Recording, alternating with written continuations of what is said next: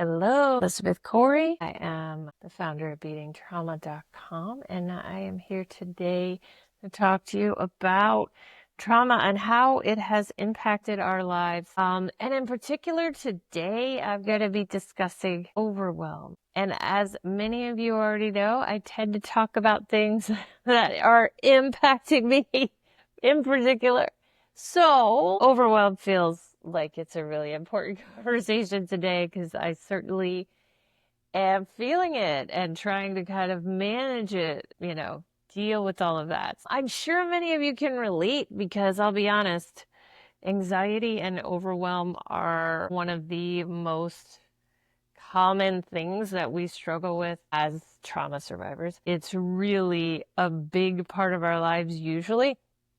Now, the problem with anxiety, other than the obvious problem with anxiety, is that it can be hard to pinpoint that we're actually dealing with anxiety because it kind of feels different in a lot of people, actually. So that's a struggle because we may have anxiety and not even know we have anxiety because it just doesn't look like what we read in the symptoms list at other time, on various, WebMD sites, because it can be so different for all of us. But I would say for trauma survivors, probably there is always some level of anxiety there, no matter how it chooses to show up for us. I want to say hi to Katie. Thank you for being here. So I really want to focus a little bit of time today because many times this concept of being overwhelmed is really representative of the amount of anxiety we are feeling. And then to bring that layer down a little further, the anxiety and the overwhelm is really reflective of the amount of fear we're feeling in our system. Again, why anxiety and overwhelm are such common things for trauma survivors, because we are inundated with fear. So I want to talk a little bit about that today because it's probably more prevalent in your life than you realize. But as I like to say, when it's sort of the water you swim in, so to speak, you may not even realize just how overwhelmed you're feeling. So we're going to kind of put a little bit of focus on this today. I do want to say hi to Amanda and Jan. Thank you guys for being here too. I really appreciate it. So, and please feel free to add anything in, comments anytime you want to bring something up that maybe I'm not talking about, but I should definitely be talking about on this subject. So when we feel anxiety and overwhelm, those feelings are going to be largely driven by the part I refer to as the controller. So for those of you who've been with me a while, you know very well what the controller is at this point. For those of you who haven't, if you've read a lot of kind of spiritual self-development books, you may have heard of the concept of the ego self. The controller is very much like that ego self. So they are really focused on survival, right? Like that's the big focus in the controller is I want to survive. And the more fear we develop in childhood, because the more traumatizing our childhoods are, more active the controller normally is in its quest for survival. Okay, so when the controller is super active, that's when we're going to have a tendency towards anxiety and overwhelm. And those feelings often are coming from two particular controller survival skills that I want to mention. The first one is hypervigilance. Okay. Hypervigilance is where we have to know everything that's going on around us all the time, every second of the day.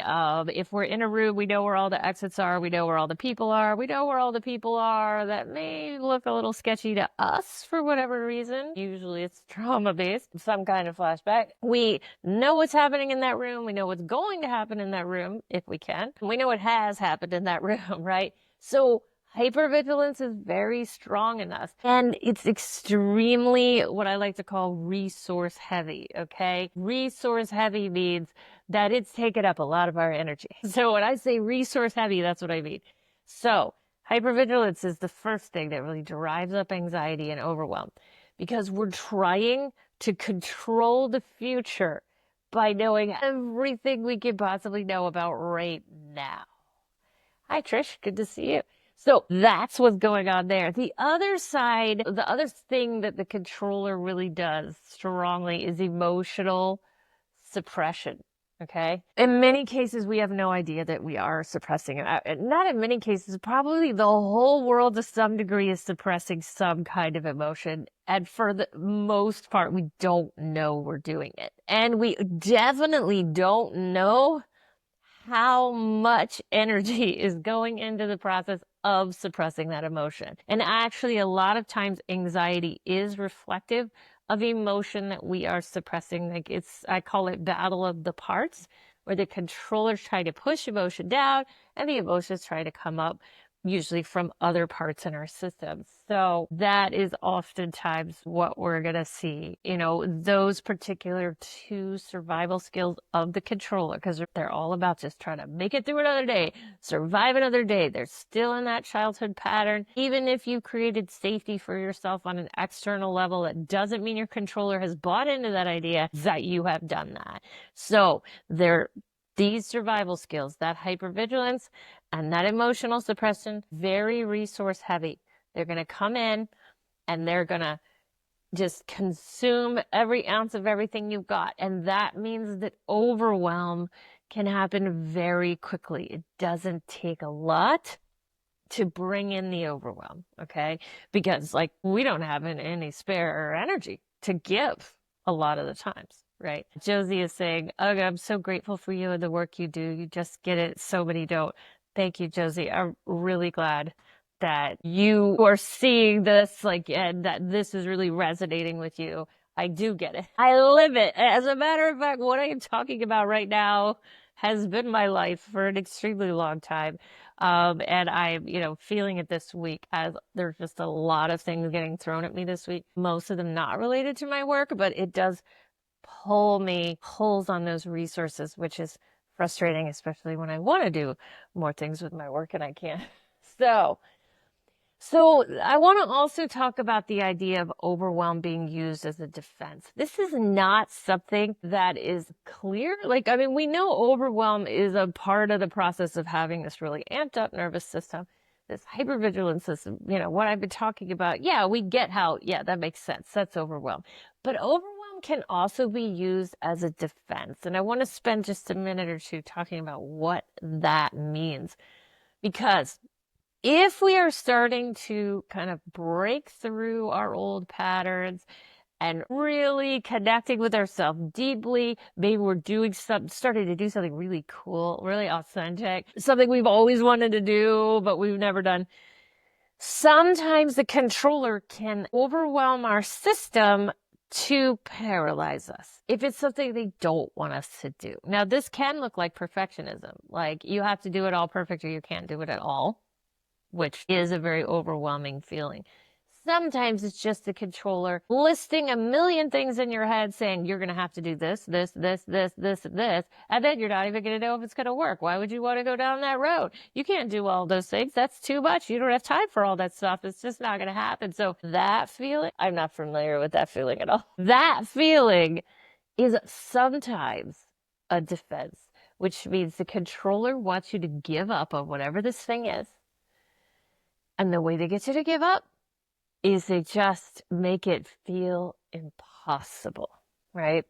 So also they can do things like spinning. We're going to talk a little bit more about that, but I will just say that at its most foundational level, our overwhelm is a reflection of flashback fear.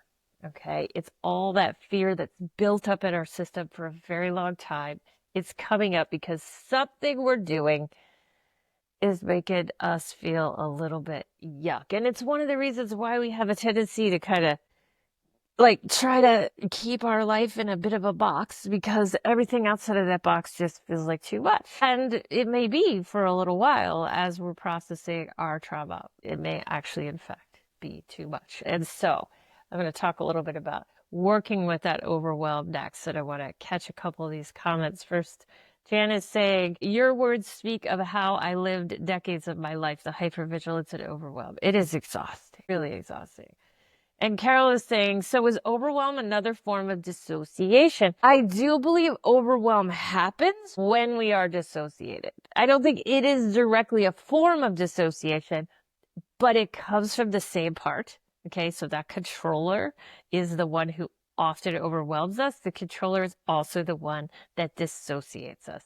So when we are dissociated, we're up here, right? We're in the mind where the controller can overwhelm us. This is where they do their best work. So when we get into the body, that means we're getting a bit more present, we're getting a bit more grounded, and we're recognizing that it's okay. Like we can slow down, we can come into the body and we can say, no, I don't have to get this all done right now. And I also don't have to keep inundating myself with all of these thoughts about how I have to get it done right now.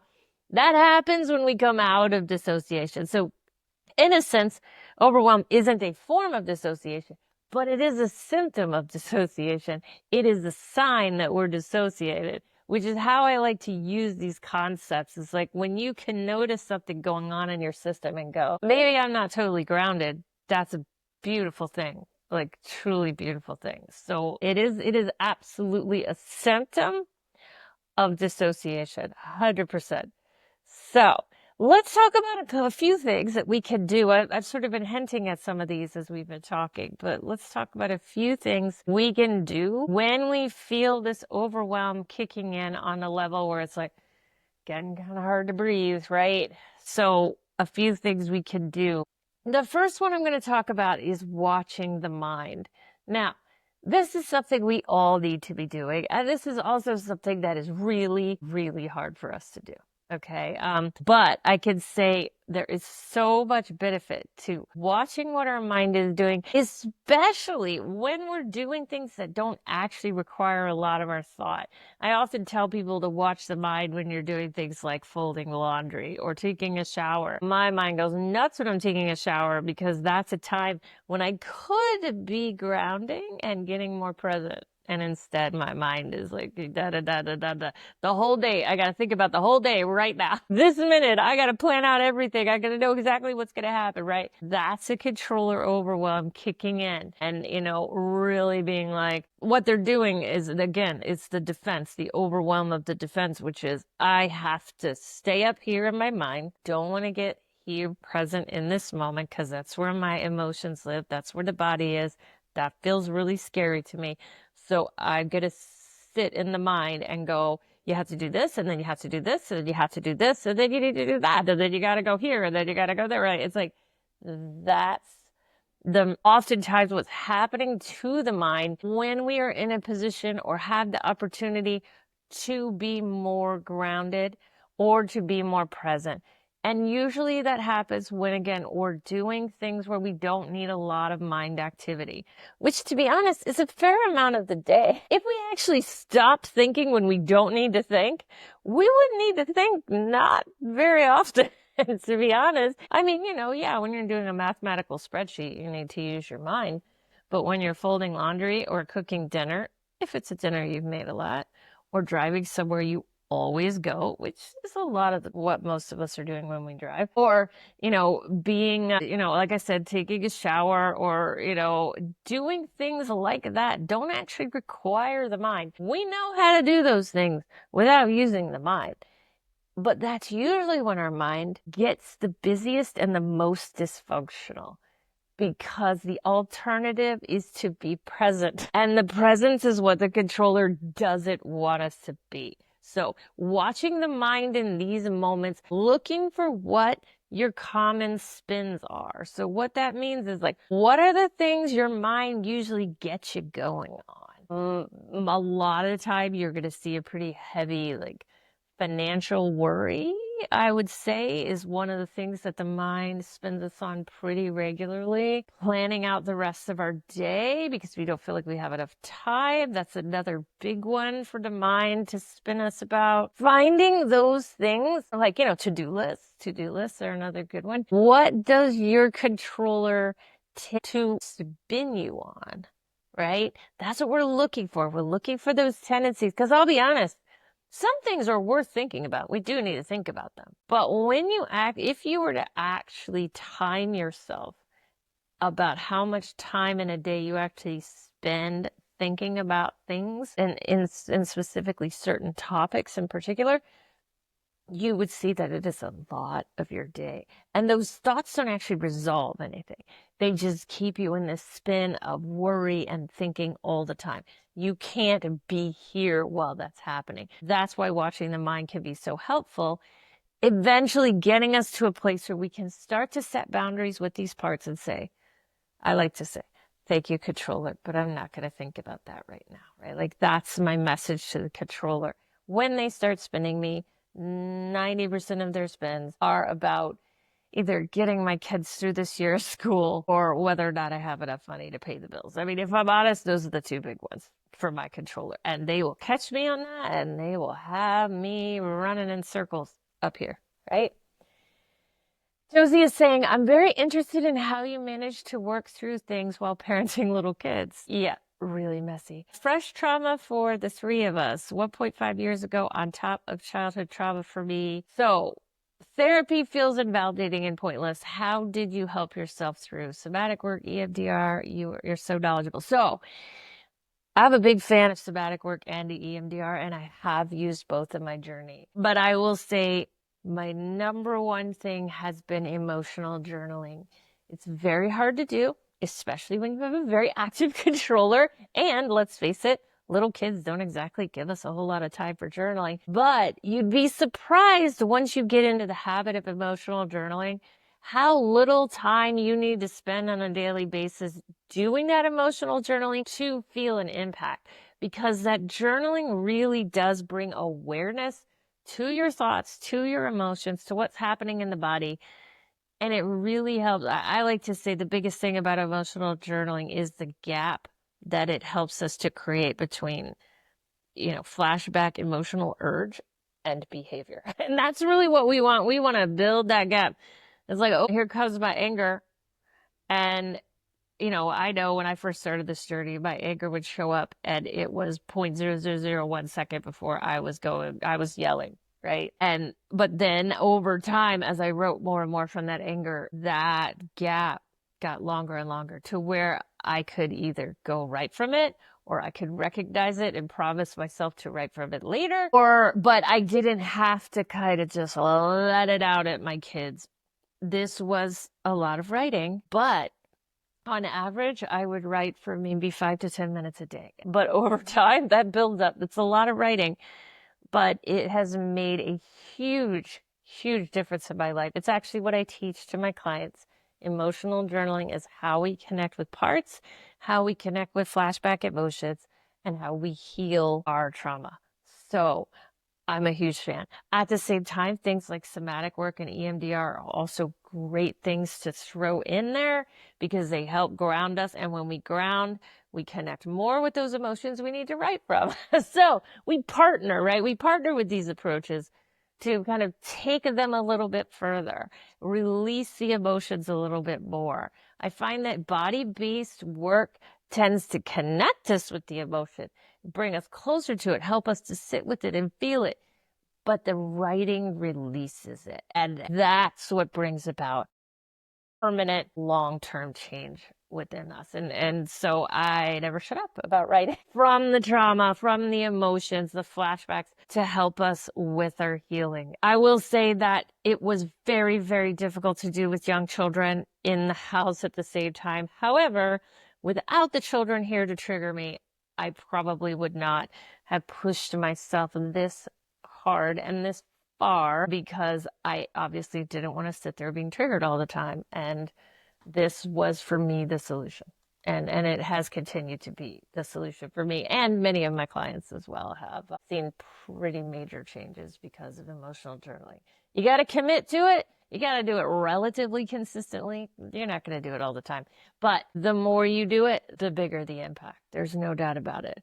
So, and that brings us to the next one that I want to talk about. So we talked about watching the mind, right? We want to watch the spins. What are the spins? What are they doing? How is the controller taking over our day with this constant worry, right? We want to watch that. Then underneath that, there's a foundational fear. And the more we can ground into the body, even for a few minutes, at a time. Okay. Not talking about long-term meditative mountaintop kind of stuff, just grounding in a little bit at a time. As you ground in a little bit at a time, okay, you start to get a sense that there's this fear underneath the spinning, right? That's what we want to get at. That fear, we want to hear what that fear has to say, right? And that's where we can really bring in that fear journaling, where we write from that. And sometimes that fear is vaguely reflective of the mind spinning. Sometimes it's not. Sometimes it's a completely different topic. But it's really good to connect with that. So, when I spin about finances, I know that there's this fear underneath about things like homelessness or not being supported enough financially because, basically I have cut off my entire extended family. I laugh, but that was really necessary. Believe me, if you haven't read my story, you'll understand if you do. So I needed to do that, and it's been a long time since I did that. So I've healed a lot of the emotional impact of that. So, but that has in fact kind of built up some of that fear of the controller going, oh my gosh, you're all on your own. How are you going to do this? You're going to be homeless. The world is going to end as you know it. Like, all those messages, that's the spin. There is a spin though that says you better make sure you got this bill covered and that bill covered, or you better fix this, you better do this and financial this and financial that. Underneath that, what sounds like logic, which isn't really logic, is that fear underneath it that says, oh my God, you're gonna be homeless, right? I'm not anywhere near being homeless, by the way. This is just the fear that comes up. This is the old fear. That stuff is what comes up, right? And it can come up for us even if we are quite financially secure. Really. So, but Carol is saying, I can't live without emotional journaling. It has literally saved my life. I'm with you, Carol. I'm with you. It's been a lifesaver. It has quite literally saved my life. I mean, an entire different live stream would be necessary to talk about all the physical ailments I had before I started journaling, as well as trying to raise two kids on my own. It just was near impossible until I found this work. It's really life-changing to do. And it seems so simple. It's like, you mean just write from what your emotions are saying. How can that be enough? It's that connection to self, right? It's a deep, grounded connection to self that we need to find and get to what's underneath what the mind is doing, which is what I'm talking about here. Getting underneath what the mind is doing and getting into the emotion that's driving what the mind is doing is how we heal, right? Like that's how we heal the trauma for good. And I do believe, this is a journey. There's no destination point that I'm aware of. But I believe that we can come as close to eliminating the traumatic impact on our system as possible doing this kind of work. I really do believe that. It's a long-term investment, but I think it is possible. So the last tip I want to share with you today about overwhelm and anxiety is using the adult self as a parts negotiator. So what does that mean? So underneath all this head stuff that's going on up here with that controller, spin, spin, spin, and all the other parts that are trying to get a moment in there is this grounded adult self. And our ultimate goal is to reconnect to that, to draw that out. And don't get me wrong, we didn't have a grounded adult self when we were born, but we had a true self. We had this authentic self. We were probably more connected to that the moment we were born than we have been the rest of our lives, if I'm honest. So we're trying to get back to that intuitive, grounded, present self that does live within us. It's already there. We don't have to create it. We may have created something that looks like it. That's a mask, but it's already there. The more we help these parts express themselves and their emotions through writing, the more reconnected we get to that adult self. That adult self can set boundaries with our parts. They can make decisions that are not what the parts want to do, but ultimately are actually really good for us. So in this case, when you're feeling that overwhelm and you've got a controller going, we got to do this and this and this and this and this and this and this, and we got to do it all right now. That's when you take a step back and you say, thank you, controller, but I'm going to pick one thing and I'm going to give myself a specific time frame to work on that one thing. And then we can decide what's next after that, right? Maybe it's another thing. Maybe it's rest, but when that adult self starts kind of coming through, which happens with this emotional healing, we can start to set boundaries and negotiate with our parts. Okay, controller, you're going to get a half hour to work on what you want. Okay, now we're going to do a half hour on this thing that the controller doesn't want to do. Because the truth is, one thing, especially when it's something complex, risky, maybe new, a bit fear-inducing, is usually not something the controller wants to do. They'll even tell you things like, where's that going to go? That's not going to go anywhere.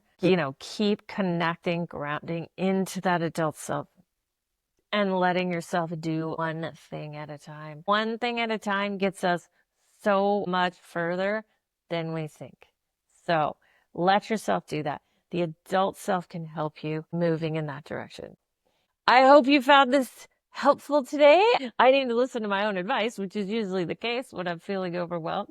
One thing at a time, right? And give it a try. Try to, set up a little boundary with those parts that are overwhelming you and say, we're going to do one thing at a time. Ground. Watch what the mind is doing. These are our best ways out of constant states of anxiety and overwhelm. So try some of that. I'm going to try some of that.